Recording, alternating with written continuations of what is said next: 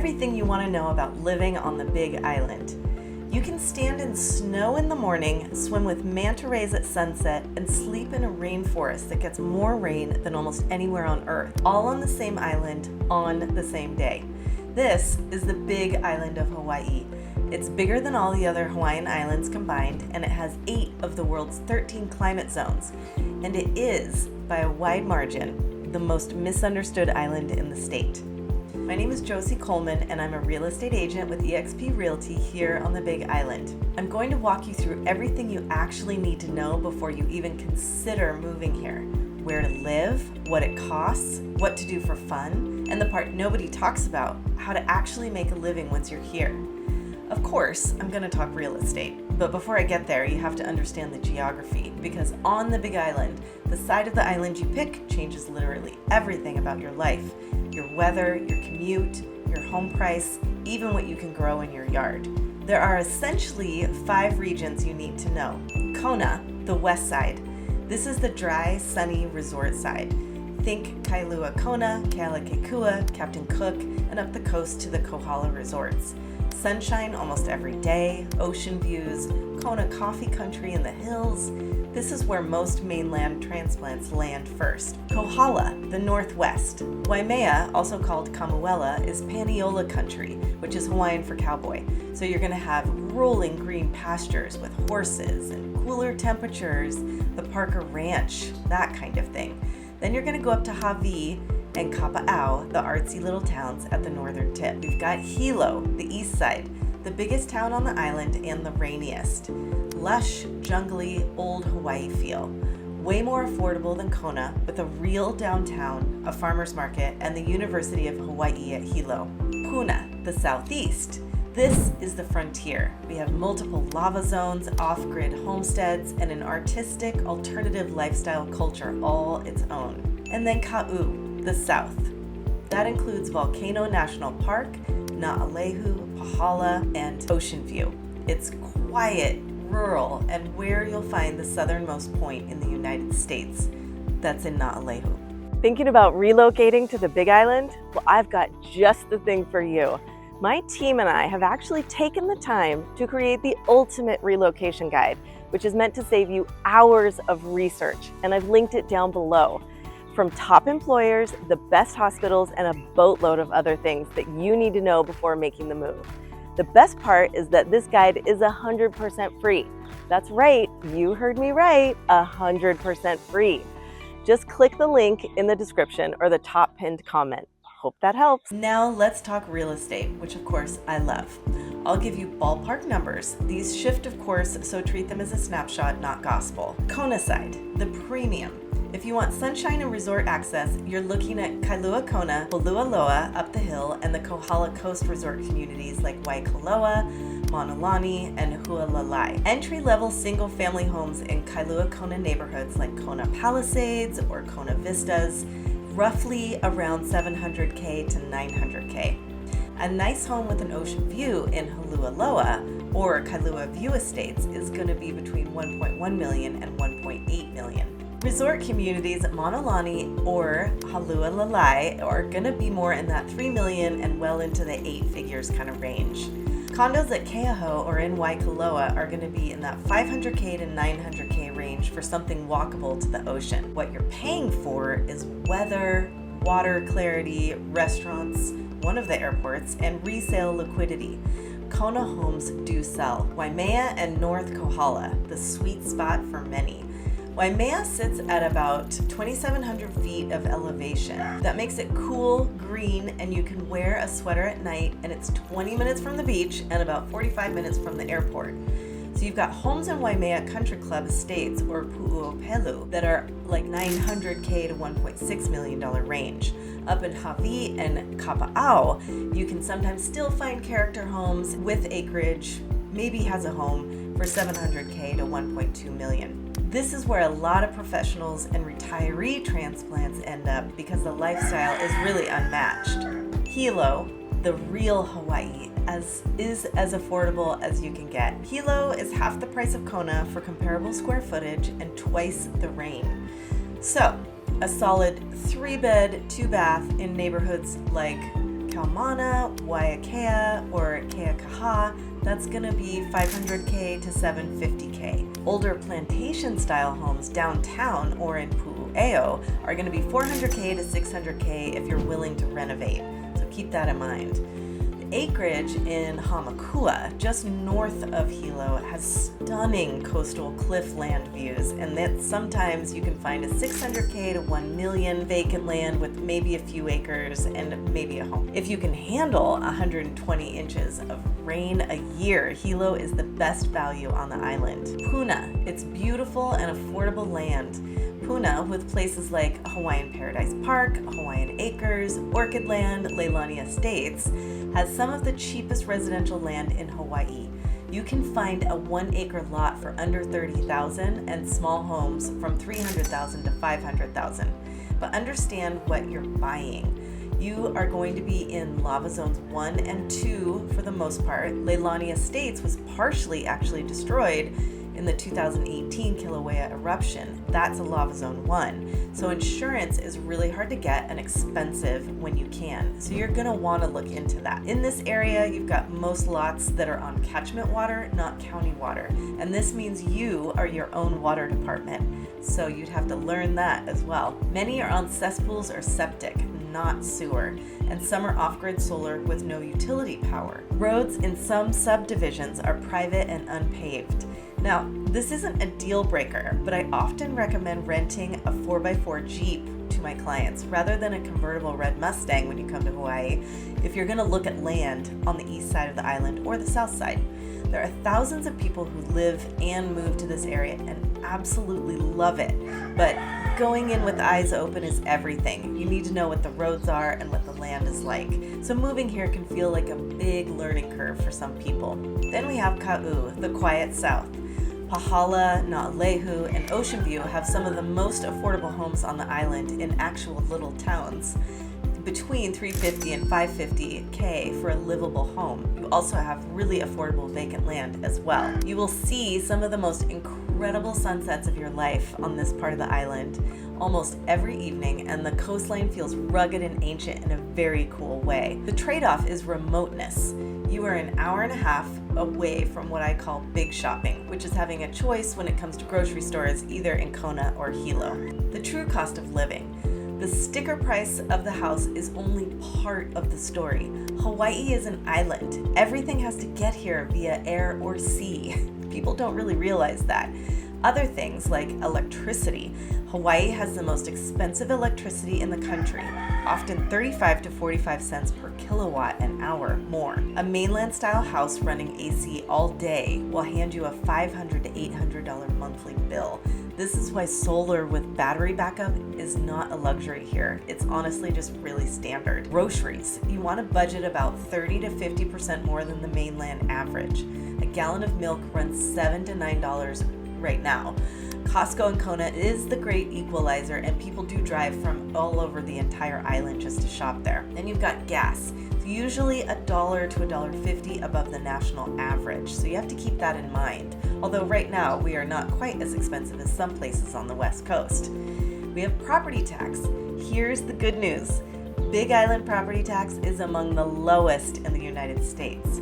For an owner-occupied homestead, you're often looking at well under 1% of assessed value with substantial homeowner exemptions. Insurance. Homeowners insurance is more expensive than the mainland, and in lava zones 1 and 2, it can be pretty difficult to get standard coverage at all, so you always want to price insurance early on in an offer so you don't experience that sticker shock. Shipping a car or a container. This is the thing you want to plan on, like $2,000 or more for a car and $8,000 to $14,000 for a household container, just depending on the size and origin. It's a lot. I recommend downsizing as much as you can before carting all of your stuff over here.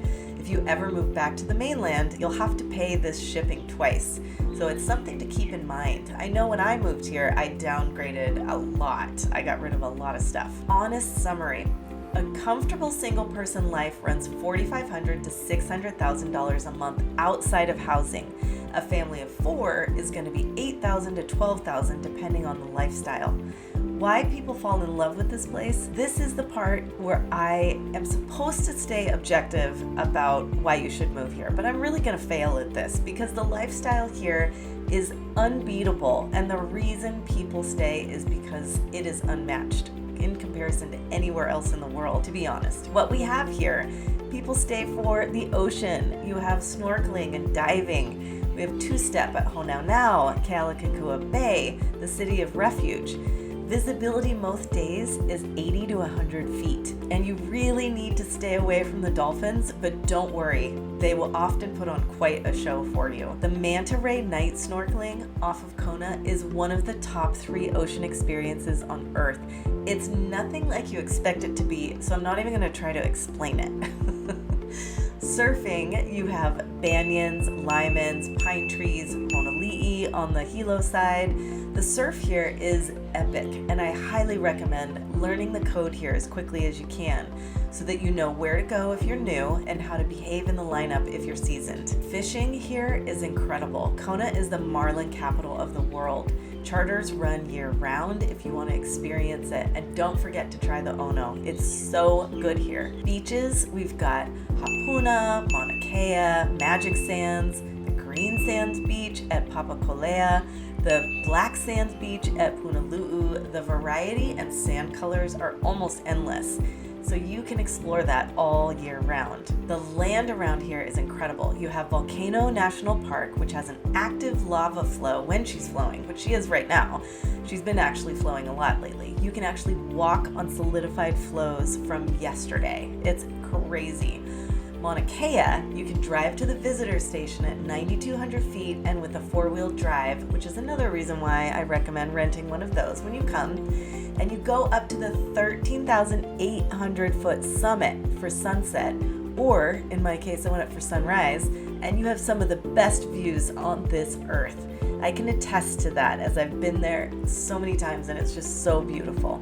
We have the Waipio Valley. It's a sacred valley of the kings. Hike or look down from the lookout. It's incredible. And Pololu Valley at the north tip, a moderate hike to a black sand beach with a cathedral of cliffs. It's incredible. The Hamakua Coast waterfalls, which include the Akaka Falls, the Rainbow Falls, and dozens more. There's a bunch out here. It feels like you've actually stepped into magic. You can check it out all year round as well. What we have with the culture and community is we've got farmers markets. Really throughout the week and every weekend for sure. Farmers markets at Hilo, Maku'u, Waimea, Honoka'a, Kona, Kealakekua, Na'alehu, Ocean View, each with its own personality. You gotta check them all out. We have the hula halaus and Hawaiian language immersion schools. Those are wonderful places to learn about the culture.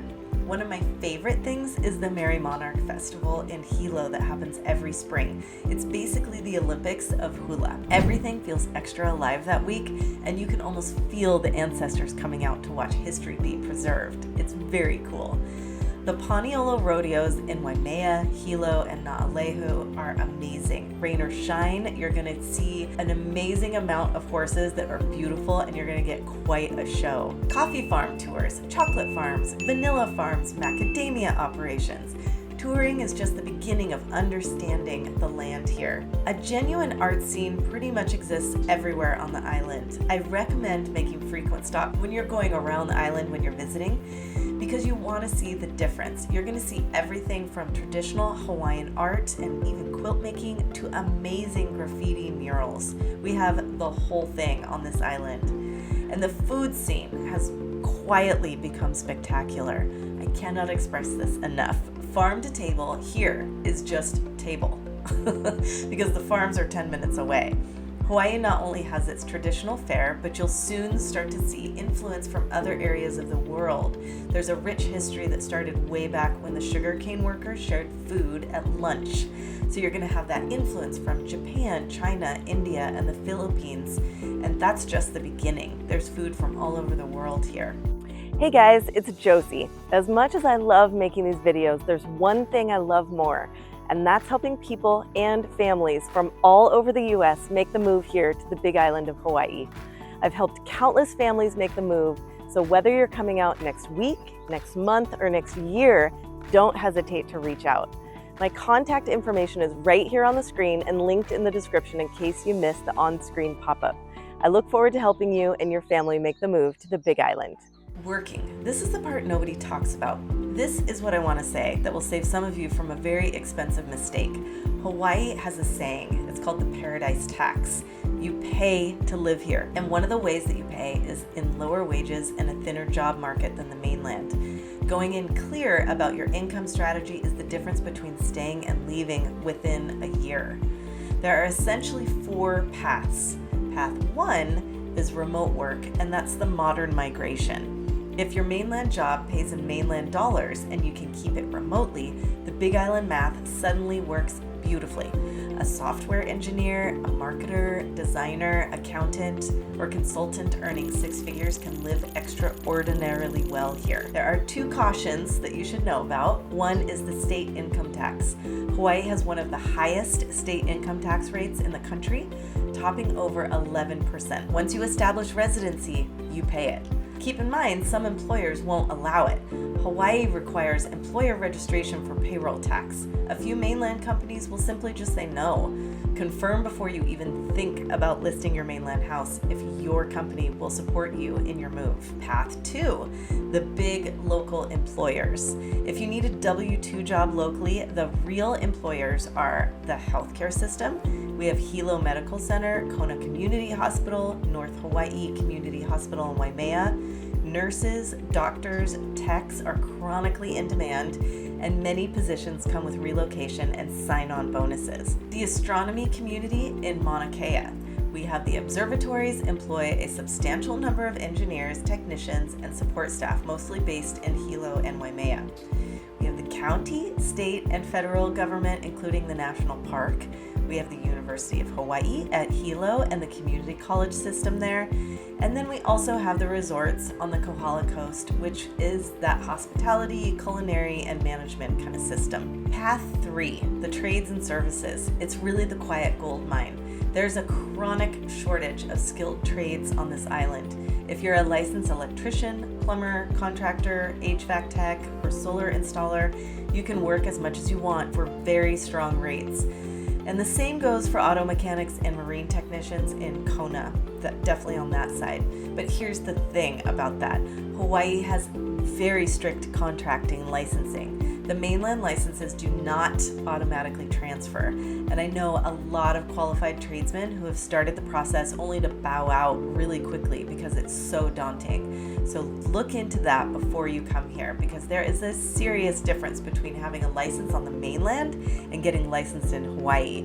It's not impossible, but you do need to look it up in the Hawaii Department of Commerce and Consumer Affairs, the Contractors License Board area, before you plan a trade business. The other thing is entrepreneurship. We have real estate, tourism, agriculture. There's a lot that you can do here. This island rewards a certain kind of entrepreneur. Short-term rental management, where it's legal, like you can do a vacation rental. It depends because the rules vary by county and zone, and they really have changed a lot since the Maui fires, and the rules will continue to be refined. So don't assume you can do Airbnb on a property. You need to check with the County of Hawaii and the short-term rental ordinance for that specific parcel. But it is one of the beautiful entrepreneurs kind of jobs that you can do around here. The other thing is tour operations like snorkel, hike, coffee, stargazing. You can do agriculture. You've got coffee, cacao, vanilla, tropical fruit, flowers, cattle, food and beverage. You can do small batch food production, food trucks, and cafes. You would want to look into the rules for the food trucks in this county on this island. And of course, we have real estate itself. If you're licensed, you can message me if you want to hear about the easiest path to becoming a Hawaii agent.